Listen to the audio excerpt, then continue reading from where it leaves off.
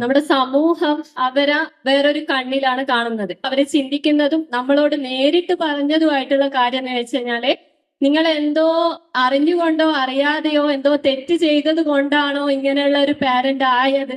അപ്പൊ ഞാൻ സാറോട് ചോദിക്കുക, അങ്ങനെയാണോ നമ്മളെ?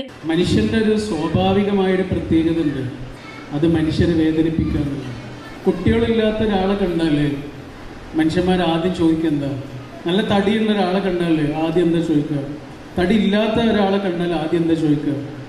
മക്കൾ മരിച്ചുപോയ ഒരാളെ കണ്ടാൽ ആദ്യം എന്താ ചോദിക്കുക?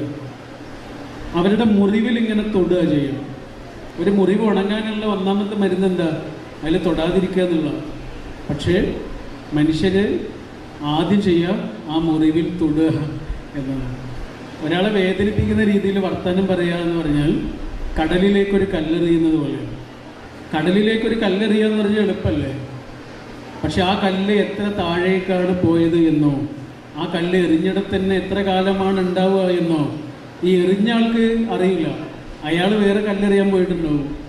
ഇതേപോലെയാണ് വാക്കുകൾ കൊണ്ട് മനുഷ്യരെ വേദനിപ്പിക്കുക എന്ന് പറയുന്നത്. ആ വാക്ക് അങ്ങനെ കിടക്കും. ഇതേപോലെയാണ് വാക്കുകൾ കൊണ്ട് മനുഷ്യരെ വേദനിപ്പിക്കുക എന്ന് പറയുന്നത്. ആ വാക്ക് അങ്ങനെ കിടക്കും. അന്ന് എന്നോട് പറഞ്ഞ ആ വാക്കില്ലേ, അതിപ്പോഴും എൻ്റെ ഇവിടെ ഉണ്ട് എന്ന് പറഞ്ഞ് മനുഷ്യരിങ്ങനെ നെഞ്ചത്ത് തട്ടും. കാരണം അതവിടെ ഉണ്ടാവും. കടലിലേക്ക് കല്ലെറിഞ്ഞത് പോലെ ആ കല്ല് അവിടെ ഇങ്ങനെ കിടക്കുന്നുണ്ടാവും. പക്ഷെ എനിക്ക് നിങ്ങളോട് പറയാനുള്ളത്, ചോദ്യങ്ങളെ ഇല്ലാതാക്കാൻ കഴിയില്ല. ആ ചോദ്യങ്ങൾക്ക് അന്തസ്സുള്ള മറുപടികൾ ഉണ്ടാക്കാൻ നമുക്ക് കഴിയും. ഇരുട്ടത്തുറങ്ങുന്ന ഒരാൾക്ക് മനസ്സിലാവില്ല. 9 മണിയായാലും എണീക്കാതെ കിടന്നുറങ്ങുന്ന ഒരാൾക്ക് മനസ്സിലാവില്ല പുറത്ത് സൂര്യൻ ഉദിച്ചിട്ടുണ്ട് എന്നും അതിൻ്റെ വെളിച്ചം പരന്നിട്ടുണ്ട് എന്നും ആ കിടന്നുറങ്ങുന്ന ആൾക്ക് മനസ്സിലാവില്ല. അവരെ കണ്ണ് തുറപ്പിക്കാൻ നമുക്ക് കഴിയില്ല. നമുക്ക് ചോദ്യങ്ങളെ ഇല്ലാതാക്കാനും കഴിയില്ല. ചോദ്യങ്ങളെ നേരിടാനേ കഴിയുള്ളൂ. നിങ്ങളെ വിമർശിക്കാൻ വേണ്ടിയോ വേദനിപ്പിക്കാൻ വേണ്ടിയോ ഇങ്ങനത്തെ വർത്തമാനങ്ങൾ പറയുന്നവരോട് നിങ്ങൾ ഈ കുട്ടിയുടെ നേരെ ചൂണ്ടിയിട്ട് പറയണം, ഇത് പടച്ചോൻ തന്ന അനുഗ്രഹമാണ്, ഞാൻ സാക്ഷിയല്ല, ഇത് പരീക്ഷണമല്ല. അവരോട് പറയണം, നിങ്ങൾക്കത് മനസ്സിലാവില്ല. അത് മനസ്സിലാകാനൊരു ഭാഗ്യമുണ്ട്. ആ ഭാഗ്യം നിങ്ങൾക്ക് കിട്ടിയിട്ടില്ല. ശരിക്കും മനസ്സിലായിട്ടുണ്ട്. ഇത് പരീക്ഷണമല്ല, ഇത് അനുഗ്രഹമാണ്, ഞാൻ സാക്ഷിയാണ്. മനുഷ്യന്മാരെ വാക്കിനേക്കാൾ നമുക്ക് ബലം തരുന്നത് ഈശ്വരൻ്റെ വാക്കുകളാണ്, അല്ലേ? അതുകൊണ്ട് നമ്മളല്ല പറയണ, പഠിച്ചും പറയണ ഒരു കാര്യം പറയാം. ഖുർആനിൽ പറഞ്ഞൊരു വാക്കുണ്ട്, വറബത്തുന അലാ ഖുലൂബിഹിം ഇത് ഖാമു എന്നാണ് അറബിയിൽ പറയാം. അവരെഴുന്നേറ്റ് നിന്നപ്പോൾ അവർക്ക് നാം ധൈര്യം കൊടുത്തു എന്ന് പറഞ്ഞാൽ എന്താ? അവർ ധൈര്യത്തോടെ എഴുന്നേറ്റ് നിന്നു എന്നല്ല. അവരെഴുന്നേറ്റ് നിന്നപ്പോൾ ആകാശത്തിൽ നിന്നൊരു ധൈര്യം അവരുടെ മനസ്സിൽ വന്ന് അവരെ കെട്ടിപ്പിടിച്ചു എന്നത്. നമ്മുടെ ജീവിതത്തിൽ ഒരു പരീക്ഷണം ഉണ്ടാകുമ്പോൾ, ഒരു സങ്കടം ഉണ്ടാകുമ്പോൾ, ഒരു പ്രതിസന്ധി ഉണ്ടാകുമ്പോൾ നമുക്ക് ആർക്കും ധൈര്യം വരില്ല. ധൈര്യം പിന്നെ വരിക. നമുക്ക് ആദ്യം വരിക എന്താ? ഈ ഒരു കാര്യത്തിൽ നിന്ന് ഒന്നുകിൽ അതിനെ നേരിടാം അല്ലെങ്കിൽ ഒളിച്ചോടാം. പക്ഷേ എസ്കേപ്പ് ആകുന്നതിന് പകരം ഞാനിതിനെ ഒന്ന് നേരിട്ട് നോക്കട്ടെ എന്ന് പറയുന്ന മനുഷ്യരില്ലേ, ആ മനുഷ്യരെ കുറിച്ചാണ് ഈ പറയുന്നത്. ജീവിതത്തെ നേരിട്ട മനുഷ്യരോടൊക്കെ നിങ്ങൾ ചെന്ന് ചോദിച്ചു നോക്കൂ, അവരാദ്യം എന്താ പറയുക? ഞാൻ പേടിച്ചു, പക്ഷേ എങ്ങനെയോ ഞാൻ ജീവിച്ചു, ഞാൻ തുഴഞ്ഞ് ഈ ജീവിത പുഴ നീന്തി വന്നു എന്ന് പറഞ്ഞിട്ട് അവസാനം ആ കണ്ണിലുണ്ടാവുന്ന ഒരാർജവമുണ്ട്. അവർ പറയും, ഇപ്പം എൻ്റെ ജീവിതത്തിൽ അതിലും വലുത് വന്നാലും ഞാൻ നേരിടുമെന്ന് പറയും. നമുക്ക് നേരിടാനുള്ള ശക്തി തന്നത് ശരിക്ക് നമ്മുടെ ജീവിതത്തിലെ ആ പ്രതിസന്ധികളാണ്. സ്നേഹം എന്ന് പറഞ്ഞൊരു സാധനം ഉണ്ടാകുമ്പോൾ നമുക്ക് ഭാരം ഉണ്ടാവില്ല. സ്നേഹം എന്ന് പറഞ്ഞൊരു സാധനം കുറയുമ്പോൾ നമുക്ക് ഭാരമാകും. ഒരാൾക്ക് വേണ്ടി നമ്മൾ ഏത് പാതിരാത്രിയിലും ഉറക്കമൊഴിക്കൂലേ? ഒരാൾക്ക് വേണ്ടി നമ്മൾ എത്ര നേരത്തെ ഉണരില്ലേ? ഒരാൾക്ക് വേണ്ടി നമ്മൾ എത്ര പൈസ ചിലവാക്കൂലേ? എന്തും ചെയ്യൂലേ? ഒരായുസ് മുഴുവനും കാത്തിരിക്കൂലേ?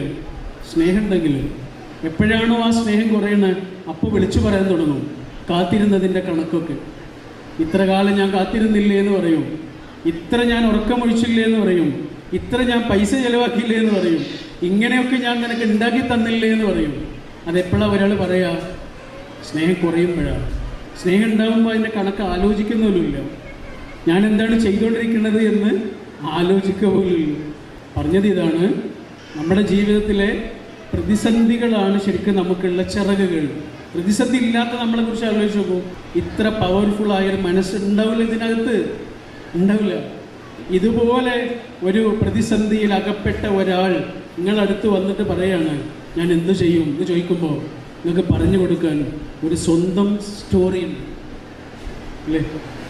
എന്നോട് ചോദിച്ച ആൾക്കില്ലേ ഒരു സ്വന്തം കഥ?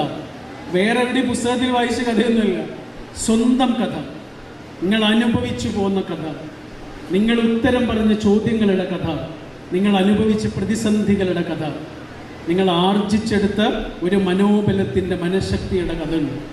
വേറെ ആരും പറഞ്ഞൊന്നല്ല, നമ്മുടെ കഥ. ആ കഥ നമ്മൾ എഴുതിയ കഥയാണ്. ആ കഥ നമ്മൾ എഴുതിയ കഥയാണ്. ആ കഥയായിട്ടാണ് ഇനി പടച്ചോൻ്റെ അടുത്തേക്ക് പോവുക. പടച്ചോൻ ഇങ്ങനെ പിന്നെയും പിന്നെയും പിന്നെയും വായിക്കുന്ന അതിമനോഹരമായൊരു ചെറുകഥയുടെ പേരായിരിക്കും നിങ്ങളുടെ ജീവിതം, നിങ്ങളുടെ എല്ലാവരുടെയും ജീവിതം. ഈ കുട്ടിയോട് ഈശ്വരൻ അത്ര ഇഷ്ടമുണ്ട്, പടച്ചോൻ അത്ര ഈ കുട്ടിയോട് ഇഷ്ടമുണ്ട്, ഉറപ്പായിട്ടുണ്ട്. അതുകൊണ്ടാണല്ലോ നമ്മളതിനെ സ്പെഷ്യൽ എന്ന് വിളിക്കുന്നത് അല്ലേ? ഇവിടെ ഈ പരിപാടിയിൽ ഗസ്റ്റ് ഉണ്ട്, സ്പെഷ്യൽ ഗസ്റ്റ് ഉണ്ട് എന്ന് പറഞ്ഞാൽ എന്താ സാധാരണ ഗസ്റ്റിനെ പോലെയല്ല അയാൾ, അതല്ലേ? അയാൾക്ക് എന്തെങ്കിലും കുഴപ്പമുണ്ടെന്നാണോ? അയാൾക്ക് പ്രത്യേകത ഉണ്ട് എന്നാണ്. അതേപോലെ പടച്ചോൻ ഈ കുട്ടിയോട് അത്രയും സ്നേഹമുണ്ട്. പടച്ചോൻ ഇങ്ങനെ സൃഷ്ടിച്ചതിന് ശേഷം ആലോചിക്കുകയാണ് ഇതിന് ആർക്ക് കൊടുക്കും. ഭൂമിയിലേക്ക് ഇങ്ങനെ നോക്കി ഇതിന് ആർക്ക് കൊടുക്കും? ആർക്കെങ്കിലും കൊടുക്കാൻ പറ്റില്ല. പൊന്നുപോലെ നോക്കുന്ന രണ്ടാൾക്കാർ വേണം. പടച്ചോന് അപ്പം നമുക്ക് ഏറ്റവും ഇഷ്ടപ്പെട്ട കുട്ടിയെ നമ്മൾ ആരെങ്കിലും ഏൽപ്പിക്കുമോ? ഒരു ഡേ കെയർ കൊണ്ടുപോകുമ്പോൾ നമ്മൾ എത്ര ആലോചിക്കും, ഏത് ഡേ കെയർ വേണമെന്ന് എത്ര ചിന്തിക്കും. നമ്മളെ ജീവനാണിത്, ഇതിന് ആർക്കെങ്കിലും കൊടുക്കാൻ പറ്റുമോ?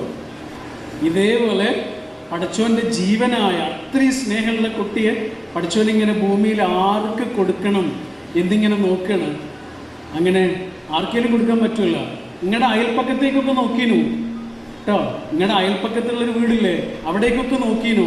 പഠിച്ചോൻ വിചാരിച്ചാൽ അതൊന്നും വേണ്ട, അവരൊന്നും പറ്റില്ല, ഓരോന്നതിന് പറ്റില്ല, ഇവരെ പറ്റുള്ളൂ എന്ന് പറഞ്ഞിട്ട് നിങ്ങളുടെ വീട്ടിലേക്ക് നോക്കിയപ്പോൾ നിങ്ങൾ രണ്ടാളെയും കണ്ടു. അപ്പോൾ പഠിച്ചോ തീരുമാനിച്ചു ഇവരെ പറ്റും, ഇവർ ഈ കുട്ടിയെ ജീവനെപ്പോലെ നോക്കും, ഈ കുട്ടിക്ക് ഈ വീട്ടിൽ നിന്ന് സ്നേഹം കിട്ടും, ഈ കുട്ടിക്ക് ഈ വീട്ടിൽ നിന്ന് കാരുണ്യം കിട്ടും എന്ന് പടച്ചോൻ ഉറപ്പിച്ചതുകൊണ്ട് നിങ്ങളെ രണ്ടാളെ ഏൽപ്പിച്ചതാണ് കേട്ടോ. വെറുതെ പറയണല്ല, നിങ്ങൾ തിരഞ്ഞെടുക്കപ്പെട്ടവരാണ്. ഈ തലശ്ശേരിയിലും മാഹിയിലും എത്ര കുടുംബങ്ങളുണ്ട്? അവർക്കൊന്നും കൊടുത്തില്ലല്ലോ. കുറച്ച് കുടുംബങ്ങൾക്കല്ലേ ഈ തിരഞ്ഞെടുക്കപ്പെട്ടവരിൽ ഭാഗ്യമുള്ളവരാകാൻ കഴിഞ്ഞാൽ. ഞങ്ങൾക്ക് ആകെ ഒരു കുട്ടിയുള്ളൂ, അവനിപ്പോൾ 14 വയസ്സായി. നമുക്ക് രണ്ടാമതൊരു കുട്ടിയെ കിട്ടിയിട്ടില്ല. നമ്മൾ എത്ര ആഗ്രഹിക്കുന്നുണ്ടെന്നറിയോ, നമുക്ക് കിട്ടിയിട്ടില്ല. നമുക്ക് കിട്ടിയില്ലേ? അതും ഒരു സ്പെഷ്യലായ കുട്ടിയെ പഠിച്ചോണ്ട് തന്നില്ലേ? അത്രയും സ്നേഹം കൊടുത്തൂടെ? ഹോപ്പ് ഭംഗിയുള്ള കാത്തിരിപ്പിൻ്റെ അതിമനോഹരമായൊരു കെട്ടിടമാണ്, ഒരു മൂവ്മെൻ്റാണ്, ഒരു പ്രസ്ഥാനമാണ്. ഹോപ്പിനും അതിൻ്റെ പിന്നിലുള്ള മുഴുവൻ ആളുകൾക്കും നിങ്ങൾക്ക് എല്ലാവർക്കും എൻ്റെ സ്നേഹം അറിയിച്ചുകൊണ്ട്